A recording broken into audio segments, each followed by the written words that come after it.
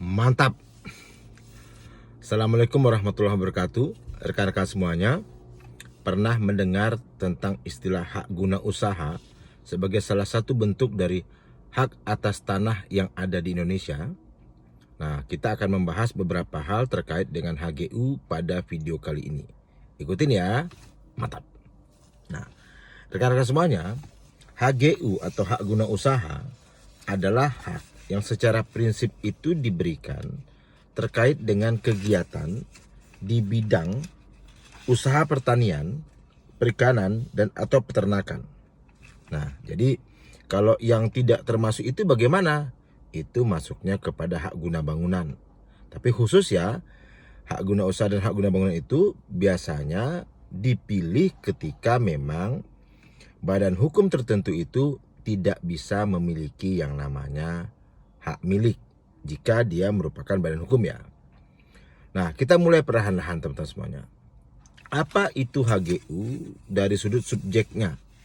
Nah, hak guna usaha itu dapat diberikan kepada pertama adalah warga negara Indonesia dan badan hukum yang didirikan menurut hukum Indonesia dan berkedudukan di Indonesia. Sehingga kalau dia warga negara asing atau badan hukum asing, walaupun dia berkedudukan di Indonesia tetapi didirikan menurut hukum asing, maka dia tidak dapat untuk memiliki hak guna usaha. Nah, teman-teman semuanya, kenapa badan hukum itu menggunakan HGU? Karena memang HGU itu teman-teman semuanya relevannya itu atau seringnya itu memang dipilih oleh badan hukum. Karena badan hukum tidak bisa memiliki hak milik terkait dengan perikanan tadi, pertanian gitu ya, yang khususnya terutama skala-skala besar teman-teman semuanya. Nah, tanah HGU ini teman-teman semuanya itu berasal dari dua jenis yang utamanya. Satu adalah tanah negara, dua adalah tanah hak pengelolaan. Kenapa ini perlu dipelajari teman-teman semuanya? Karena nanti setelah kita tahu tentang asal tanahnya, maka juga kita perlu tahu mengenai jangka waktu HGU itu. Ya. Nanti setelah kita tahu jangka waktunya, apalagi haknya. Setelah kita tahu haknya, apalagi yang harus dipenuhi sehingga nanti dia bisa memperpanjang umpamanya begitu, memperbaharui umpamanya begitu ya. Karena contohnya begini, sebuah perusahaan bergerak di bidang perkebunan sawit. Tentu kita tahu bahwa kalau sawit kan jangka waktunya itu lama sekali ya. Kalau tidak salah saya sampai nanti dia replanting atau penanaman kembali dia bisa sampai 25 tahun teman-teman semuanya. Nah, bagaimana dengan haknya? Nah, kita lihat di sini. Jangka waktu hak guna usaha itu teman-teman semuanya jika mendasarkan pada peraturan pemerintah nomor 18 tahun 2021 tentang hak pengelolaan, hak atas tanah, satuan rumah susun dan pendaftaran tanah, di sini disebutkan hak guna usaha diberikan untuk jangka waktu paling lama 35 tahun. Nah, bagaimana jika tanahnya ternyata digunakan untuk penanaman sawit, kemudian sudah lewat 25 tahun dilakukan yang namanya penanaman kembali atau replanting teman-teman semuanya? Bagaimana dengan mungkin sawitnya masih berumur 5 tahun, lalu kemudian hak guna usahanya habis? Apa yang terjadi? Nah, untuk itu negara memberikan pilihan begini. Saya ulangi ya. Hak guna usaha diberikan untuk jangka waktu paling lama 35 tahun, diperpanjang untuk jangka waktu 25 tahun, dan diperbaharui untuk jangka waktu paling lama 35 tahun. Jadi jangka waktunya menurut saya sangat panjang ya. 35 tahun pertama, diperpanjang 25 tahun, kemudian diperbarui 35 tahun. Itu saja kalau kita jumlahkan sudah berjumlah 95 tahun teman-teman semuanya. Luar biasa.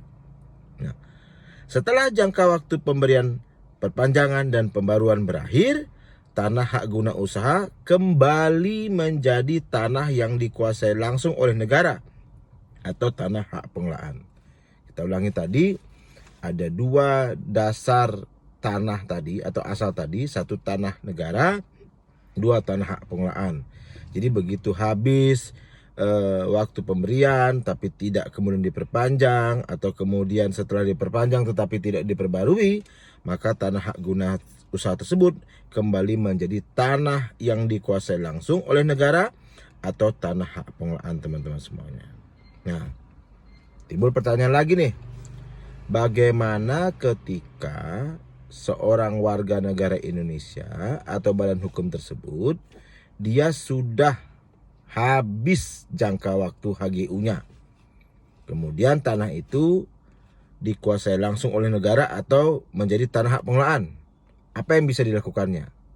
Kita lihat pada pasal 22 ayat 3 dikatakan, tanah yang dikuasai langsung oleh negara, penataan kembali penggunaan, pemanfaatan dan pemilikan menjadi kewenangan menteri dan dapat diberikan prioritas kepada bekas pemegang hak dengan memperhatikan beberapa hal teman-teman semuanya.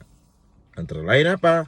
Contohnya, tanah masih diusahakan dan dimanfaatkan dengan baik sesuai dengan keadaan, sifat dan tujuan pemberian hak.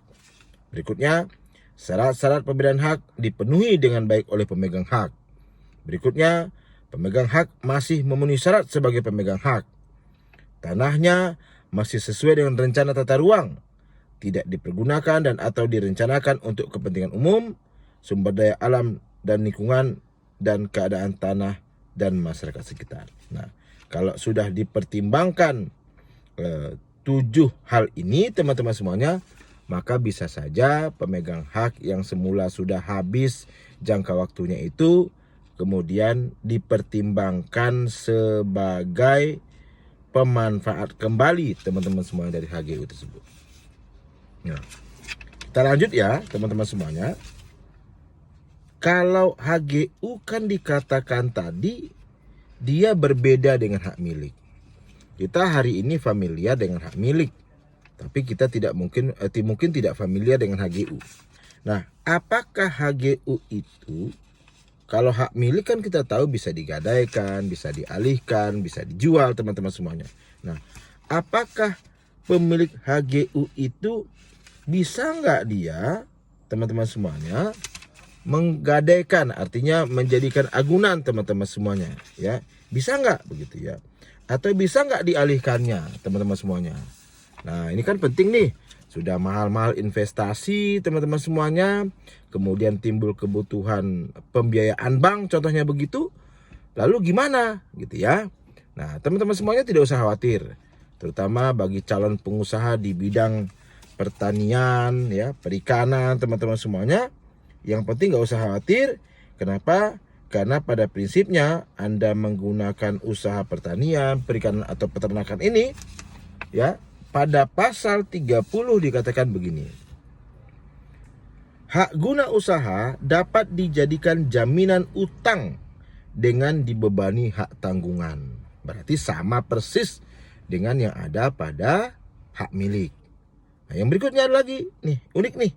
Hak guna usaha dapat beralih, dialihkan atau dilepaskan kepada pihak lain serta diubah haknya.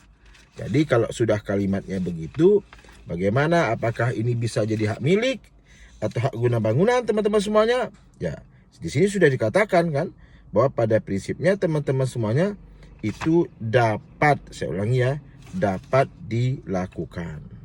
Oke, mungkin itu ya sebagai pagi ini ya, di tanggal 22 ya teman-teman semuanya, bulan Mei 2023 dari kami di Pekanbaru.